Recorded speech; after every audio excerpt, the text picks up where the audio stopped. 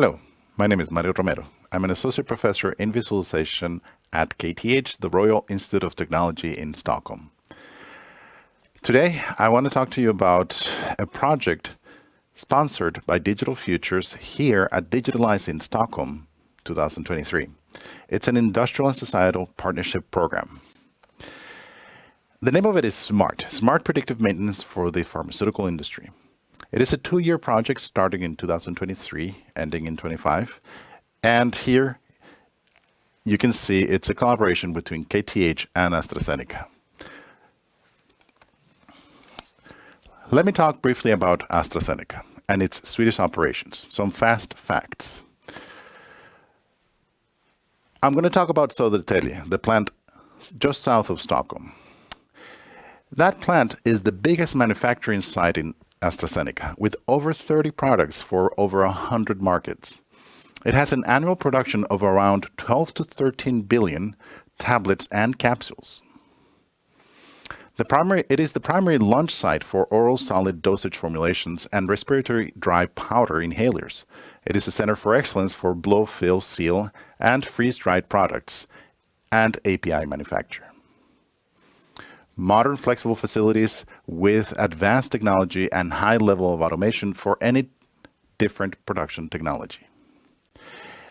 And the site exported over 103 billion crowns in 2021. That is 40% of AstraZeneca's sales value and 6.3% of Sweden's total export goods. 3,700 employees, 49% of them women, work there. And 52% of women are in leadership positions. The workers have come from 30 different nationalities. Let's zoom in a little bit and talk about the packaging line at AstraZeneca at Södertälje. So it is a sterile environment. And you can imagine, I want you to use your mind's eye and think about there are conveyor belts and a lot of stations, workstations for the operators. You also have sensors in a number of places, robots, cobots, humans in the space, obviously, and you have a production setup, a line. So, what are the challenges? What could go wrong? Well, there are breakdowns. Everything needs maintenance. So this does not include the packaging lines. So this is where the project starts getting its traction. This is where we became creative and applied for the Digital Futures funding. We wanted to do enhanced predictive maintenance. And what does that mean? Well, we start with sensors. And from there, of course, we deploy sensors over the production line in key places. We have to observe and talk to people and understand what sensor technologies we need to use and where to place them. Then, using machine learning algorithms, we create predictive models for the maintenance so that we can see what is the current state of the machinery and have a forecast of its near future state. Finally, we need to put all this information in the hands of the operators. And of course, we are enhancing their perception and cognition as well. We are offloading all of this procedural knowledge that they have and that they have acquired over decades of work and making it external. We're externalizing it. We're visualizing it. We're putting it in place, perhaps on the body, perhaps with heads-up displays. These are questions that need to be answered at some point. Already, the production environment has a number of screens that can display a lot of the data that we care about. So these would be situated screens or peripheral screens showing what is the current and future state of the system in terms specifically of maintenance. What is the anticipated impact of this project? Well, the focus is on digital industry, and the scientific themes that we're specifically targeting are learning, machine and human learning actually, and cooperating human-human cooperation and human-machine cooperation. So we have a lot of human-machine interactions as well. The outcomes that we estimate are impact on key manufacturing metrics, including right first time people metrics such as engagement and personal development. We want the outcomes to be applicable and transferable within AstraZeneca, but also to other industries and organizations. We're focusing on safety. Reducing the number of unpredicted line stops reduces the personal and organizational stress caused by these events. Quality. Reducing the number of line stops and deviations will reduce lead times, waste, and rework. Costs. Anticipate reducing maintenance cost by transferring accurate maintenance into condition-based predictive actions. Production efficiency. Production efficiency is highly dependent on competency of operators. A digital twin will reduce this reliance and improve efficiency.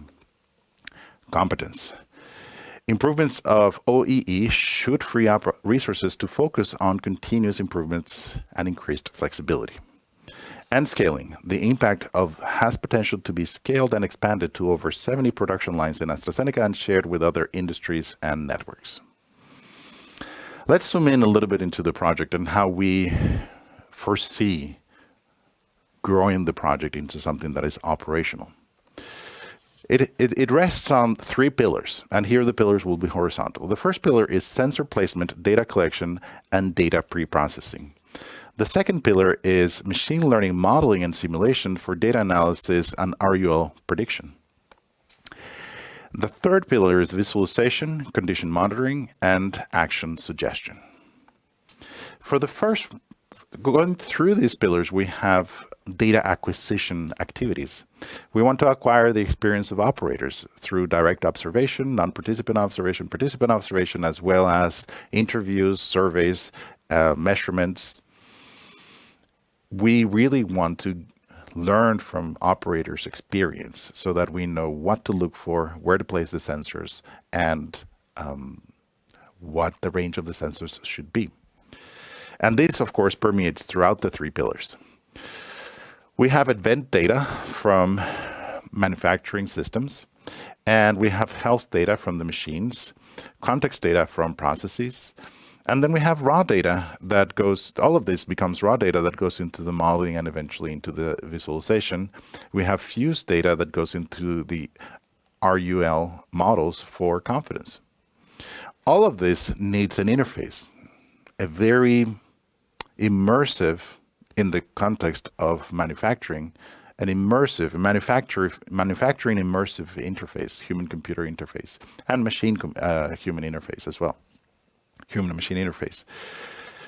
Of course, the uses of interest include the operators, the managers, and the engineers, and the people who are doing the maintenance as well. So there are a number of users of interest. Let's talk about the timeline of the project. We started in August, and we have been going through the process of hiring 3 postdocs, 1 for each one of the pillars. We also have been working on the legal agreements for the IP ownership and publication rights.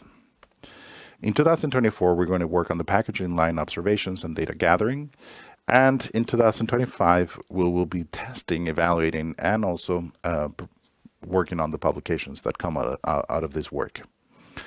The team consists of a number of people, both from KTH and AstraZeneca, including Lui-Hui Wang, professor at ITM, myself, an associate professor at ECS, Ming Xiao, associate professor at ECS, Jan Kronqvist, assistant professor at SCI, and from AstraZeneca, we have Anders Bergman, who is the Digital Boss Transformation Lead, Benjamin Edvinsson, Associate Director, Business Strategy, David Lasseter, Senior Data Scientist, Jeremy Vachier, Data Scientist, Sam Bradley, Scrum Master, and Fabian Johnson, Business Developer.